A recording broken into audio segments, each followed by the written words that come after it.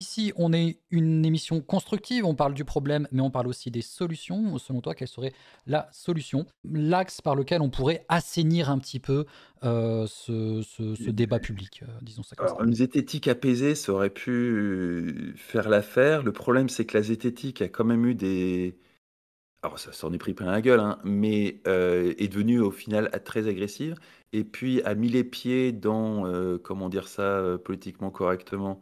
On va dire les sciences humaines contemporaines, les problématiques gender machin, où là quand même, force est de reconnaître qu'on s'éloigne quand même beaucoup de la réalité scientifique pour, donner naissance à une espèce de flou artistique et sociologique et elle s'est pris, s'est embourbée dans l'immensité de l'extrémisme, vers lequel ça pouvait l'acheminer et malheureusement, en tout cas à ce stade, la zététique est plus du tout en mesure de prétendre à sauver les meubles, alors que c'était un bon candidat.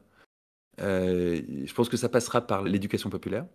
C'est pas l'éducation nationale qui peut de toute façon, elle peut plus grand chose, c'est un peu fini.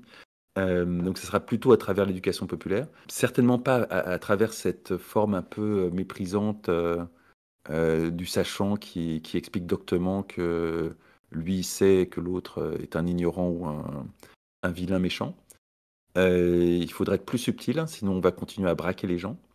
Parce que c'est bien gentil d'avoir un doctorat en sciences, mais bah, ça fait de vous un 1% et forcément on va se retrouver face à un 99% qui sera mécaniquement, numériquement supérieur.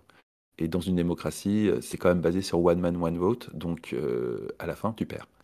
C'est une stratégie totalement suicidaire.